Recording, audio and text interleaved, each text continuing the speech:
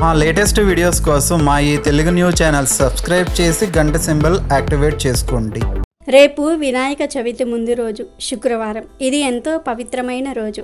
ఈ రోజు రాత్రికి 10 రూపాయలతో ఇలా చేస్తే చాలు, అదృష్టం పట్టి కోట్లు వస్తాయి, మీకు తిరుగుండదు అని శాస్త్రాలు చెప్తూ ఉన్నాయి. 10 రూపాయలతో ఈ పరిహారం చేస్తే ఎలాంటి ధన సమస్యలైనా సరే తీరిపోతాయి. చాలామంది డబ్బుకు సంబంధించి ఎంతో ఇబ్బంది పడుతూ ఉంటారు. సంపాదించిన ధనం నిలవట్లేదని, అసలు ధనమే సంపాదించుకోలేకపోతూ ఉన్నాం అని, ఆర్థిక సమస్యలు ఉన్నాయని, అప్పుల బాధలు ఉన్నాయని, ఇలా ప్రతి మనిషి కూడా ధనం విషయంలో ఎన్నో ఇబ్బందులను ఎదుర్కొంటూ ఉంటారు. ఇలా మీకు ఎటువంటి ధన సమస్యలు ఉన్నా సరే వినాయక చవితి ముందు రోజున 10 రూపాయలతో ఇలా చేయండి చాలు, మీకు చాలా మంచి ఫలితాలు వస్తాయి. కాబట్టి అందరూ తప్పకుండా ఈ పరిహారాన్ని ఆచరించి మంచి శుభ ఫలితాలను పొందండి. మరి ఇంతకీ 10 రూపాయలతో ఏం చేయాలి అనే విషయాన్ని ఇప్పుడు మనం ఈ వీడియోలో వివరంగా తెలుసుకుందాము. అంతకన్నా ముందు లక్ష్మీదేవి ఇచ్చిన బంగారు పుచ్చకాయ విత్తనం కథను విందాం. అయ్యన్న గారి పల్లిలో ఇరుగు పొరుగున నివసించే రాము సోములకు చాలానే తేడాలు ఉండేవి. రాము ధనవంతుడు, కానీ చెడ్డవాడు, మూర్ఖుడు. ఊళ్ళో వాళ్ళందరూ రాము ఎంత పిసినారో చెప్పుకొని నవ్వుకునేవాళ్ళు. మరి ఇక సోము ఏమో పేదవాడు, కానీ మంచి గుణవంతుడు, బుద్ధిమంతుడు. ఊళ్ళో వాళ్ళందరికీ ఏ అవసరం వచ్చినా సాయానికి ముందే ఉండేవాడు. ఒకసారి లక్ష్మీదేవి ఒక బాటసారి రూపంలో ఆ ఊరికి వచ్చింది. పాపం ప్రపంచమంతా నడిచి వచ్చిందేమో, బాగా అలసిపోయింది. ఈరోజు రాత్రికి ఎక్కడ ఆగవచ్చు అని చుట్టూ చూసేసరికి ఎదురుగానే రాము వాళ్ళ ఇల్లు కనబడింది లక్ష్మీదేవికి. వీళ్ళ ఇల్లు బాగుంది, పెద్దగా, విశాలంగా. విశ్రాంతి తీసుకునేందుకు ఇక్కడైతే చోటు బాగుంటుంది అని లక్ష్మీదేవి రాము వాళ్ళ ఇంటి తలుపు తట్టింది. రాము వాళ్ళు సాయంత్రం తొందరగా అన్నం తినేస్తారు. ఇంట్లో దీపాలు వెలిగిస్తే కరెంటు ఖర్చు అవుతుందని వీలైనంత వరకు చీకట్లోనే ఉంటారు. ఇంట్లో రకరకాల విలువైన వస్తువులు, వెండి బంగారాలు దాచి ఉంచారు గనుక వాళ్లకు సహజంగానే కొత్త వాళ్ళంటే చాలా భయం. లక్ష్మీదేవి తలుపు తట్టేసరికి రాము తలుపు దగ్గరకు వచ్చి ఎవరది, ఏం కావాలి అని అడిగాడు కోపంగా. నా పేరు లక్ష్మి అండి, ఉదయాన అనగా బయలుదేరాను. మా ఊరి నుండి నడిచి చాలా అలసిపోయాను. ఇంటి లోగిలిలో తలదాచుకునేందుకు తావు ఇవ్వగలరా? దయచేసి కొంచెం సేపు విశ్రాంతి తీసుకొని తెల్లవారగానే వెళ్ళిపోతాను అని అడిగింది లక్ష్మీదేవి. రాముకు అది అస్సలు నచ్చలేదు. చూడమ్మా, నువ్వెవరో నాకు తెలియదు. నువ్వు దొంగవై ఉండవచ్చు కదా, దొంగిలించడం కోసమే నా ఇంట్లో దూరుతుండవచ్చు కదా. నేను ఎట్లా కనుక్కునేది? నా వల్ల కాదు, నాకంత సమయమూ లేదు. మరీ అంత పిచ్చోడిని కాదు కదా. నీకు అంతగా కావాలంటే ఏ చిట్టు కిందనో పడుకోవచ్చు. ఇళ్ళ దగ్గరే పడుకోవాలని ఏమున్నది? పోయి దూరంగా ఆ చెట్టు క్రింద పడుకో అన్నాడు. సరేలేండి, పర్వాలేదులేండి, మీకు నేను తెలియదుగా. నిజమే అనేసి లక్ష్మీదేవి రాము దగ్గర సెలవు పుచ్చుకొని నేరుగా సోము వాళ్ళింటి తలుపు తట్టింది. సోము తలుపు తీసి ఎవరు కావాలండి అని అడిగాడు. నా పేరు లక్ష్మి అండి, నేను ఒక బాటసారిని. చాలా దూరం నుండి వస్తూ ఉన్నాను. నడిచి అలసిపోయాను. మీ ఇంటి అరుగు మీద కొంచెం సేపు విశ్రాంతి తీసుకోవచ్చా? రేపు తెల్లవారగానే వెళ్ళిపోతాను అని అడిగింది లక్ష్మీదేవి. దాందేముందమ్మా, మీరు పడుకుంటే మా అరుగులు ఏమీ అరిగిపోవు. అయినా మీరు బయట పడుకోనక్కర్లేదు. మాతో పాటు మా ఇంట్లోనే పడుకోవచ్చు. కానీ ఏమంటే మేం ఏమంతా ఉన్నవాళ్ళం కాదు. మీకు పెట్టేందుకు సరిపడా అన్నం కూడా లేదేమో, మరి చూస్తాను. ముందైతే లోపలికి రండి, కాళ్ళు చేతులు కడుక్కోండి అన్నాడు సోము. ఇతను లోనికి ఆహ్వానిస్తూ, ధన్యవాదాలు స్వామి, మీ మంచితనంతోటే నా కడుపు నిండింది. నాకు ఇక వేరే భోజనమేమీ అవసరం లేదు అంది లక్ష్మీదేవి మొహమాట పడుతున్నట్లుగా. అట్లా పస్తులక్కర్లేదులేండి, ఏదో మా ఇంట్లో ఉన్నంత తిందురు అని ఆ రోజు మిగిలిన అన్నము ఊరగాయతో భోజనం పెట్టాడు సోము. లక్ష్మీదేవి సుష్టిగా భోజనం చేసి వారి ఇంట్లోనే పడుకుంది. లక్ష్మీదేవి మరునాడు ఉదయాన్న వెళ్తూ ధన్యవాదాలు సోము, నువ్వు చాలా మంచివాడివి. ఆకలిగా ఉన్న నాకు అడగకుండానే భోజనం కూడా పెట్టావు. నీకు ఏదైనా ఇవ్వాలని ఉంది. ఇదిగో ఈ పుచ్చకాయ విత్తనం తీసుకో. దీనిని మీ ఇంటి వెనుక తోటలో నాటు, బాగా పెరుగుతుంది, మీకు మేలు జరుగుతుంది అని ఆశీర్వదించి వెళ్ళిపోయింది. సోము చాలా కాలంగా మంచి పుచ్చకాయ విత్తనాల కోసం వెతుకుతూ ఉన్నాడు. ఇది కూడా బానే ఉంది, దేవుడిచ్చిన విత్తనం అని అతను ఆ విత్తనాన్ని పెరట్లో నాటాడు. మరునాటి కల్లా అక్కడో మొలక బయటకు వచ్చింది. సాయంత్రం కల్లా అది తీగ వేసి పారింది. మరుసటి రోజుకొక వింత పిందె వేసింది. మూడో రోజు కల్లా అక్కడో బంగారు పుచ్చకాయ కాసింది. నిజంగానే ఆ పుచ్చకాయంతా మేలిమి బంగారం. దాని లోపల నిండా వజ్రాలు, మణులు, మాణిక్యాలు ఉన్నాయి.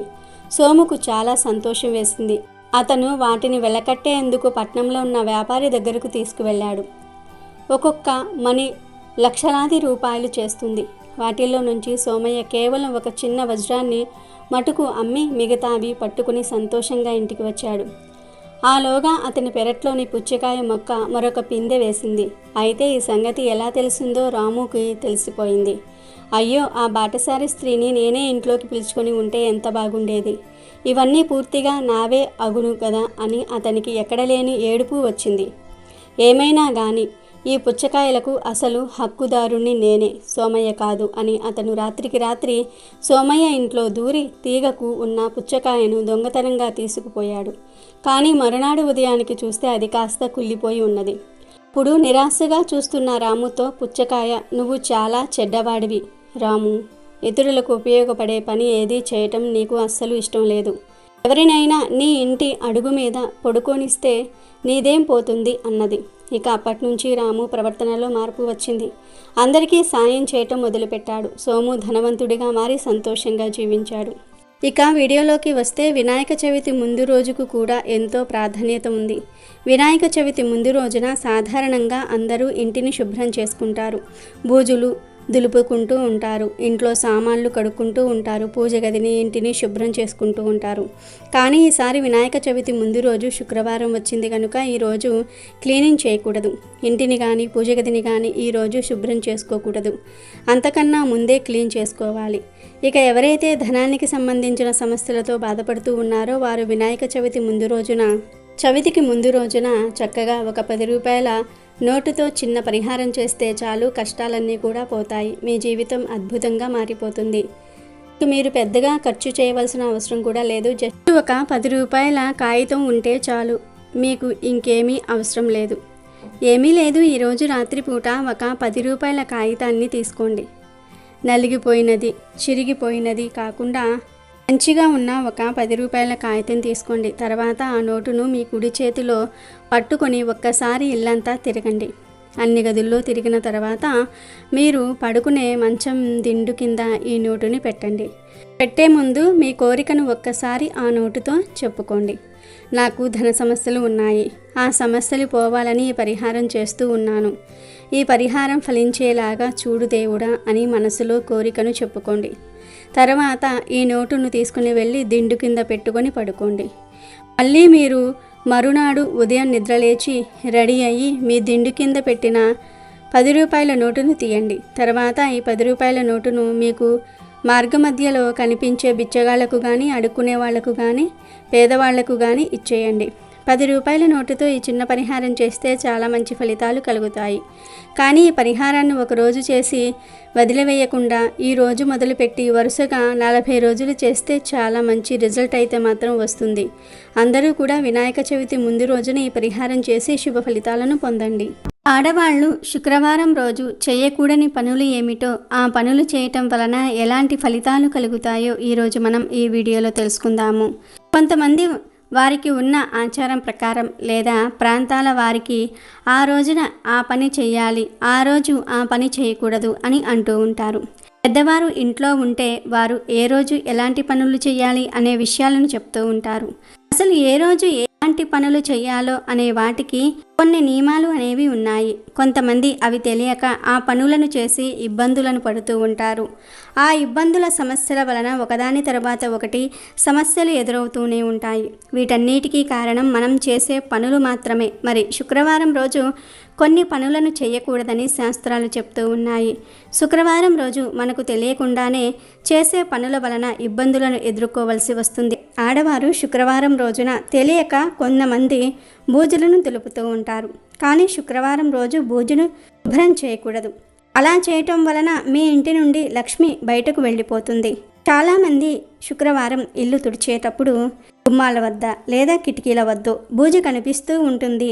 గబిక్కిన తుడిచేస్తూ ఉంటారు. పొరపాటును కూడా శుక్రవారం రోజు బూజును మాత్రం దులిపినట్లయితే ఇంటి నుండి లక్ష్మీదేవి బయటకు వెళ్ళిపోతుందని పెద్దలు చెప్తూ ఉన్నారు.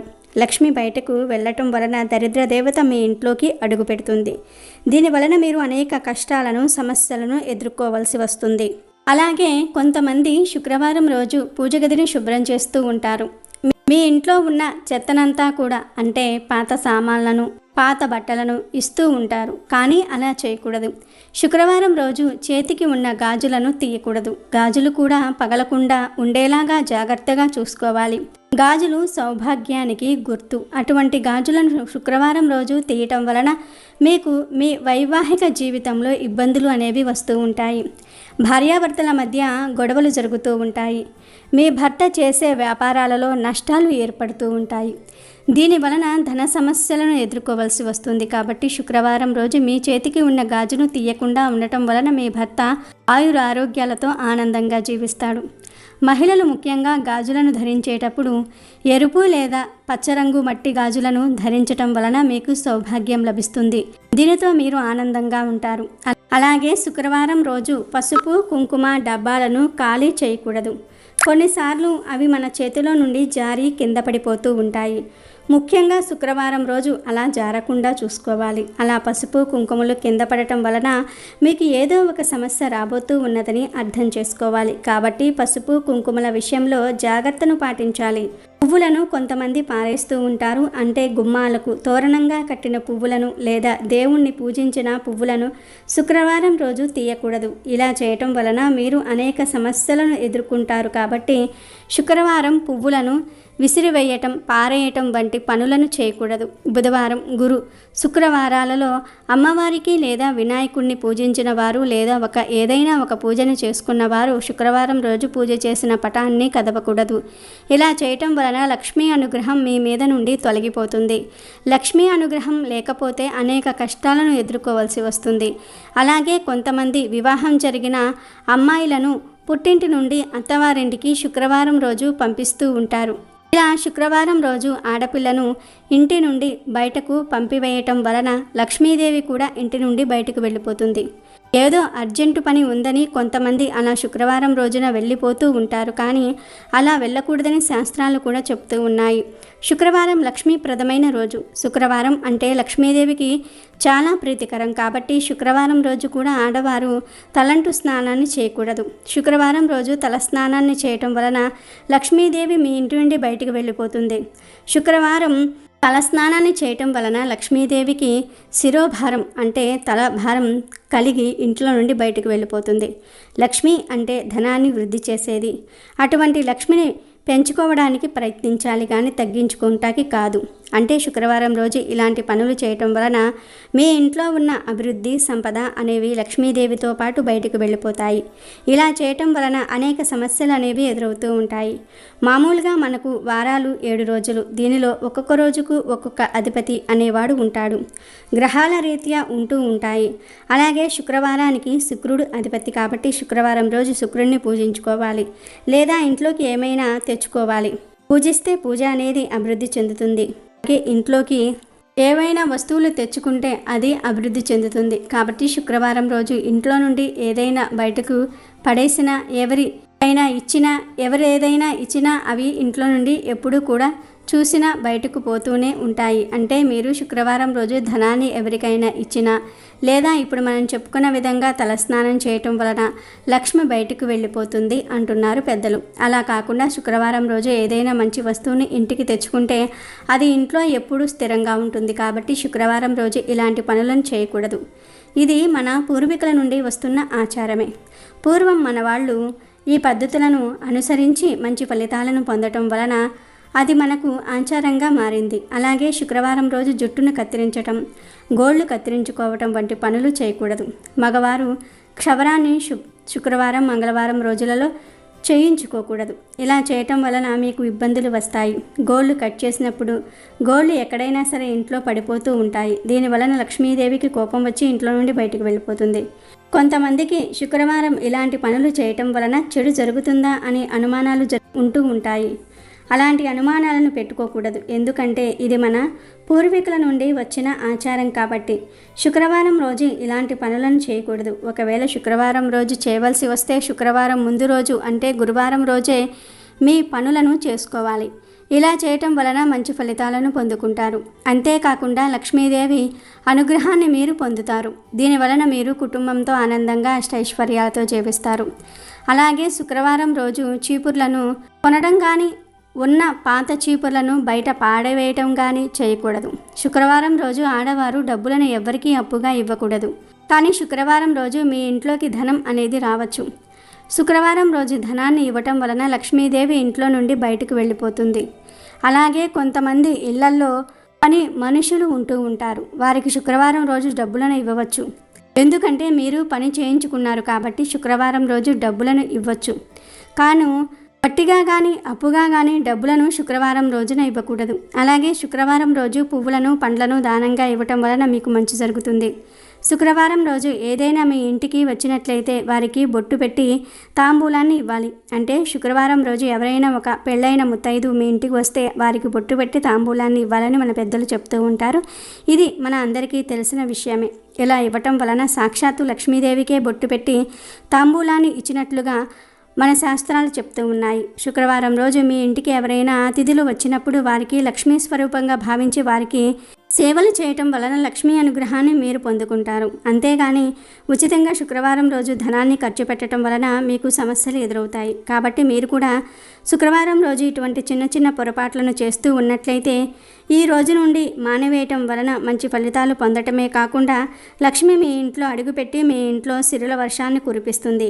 దీనివలన మీరు దేనికి లోటు లేకుండా కుటుంబంతో అష్టైశ్వర్యాలతో సిరి సంపదలతో హాయిగా జీవించగలుగుతారు. అమెజాన్లో బెస్ట్ డిస్కౌంట్స్ కోసం వీడియో డిస్క్రిప్షన్లో లింకు ఉంది, చూడండి. అలాగే మా టెలిగ్రామ్ ఛానల్ సబ్స్క్రైబ్ చేసుకోండి.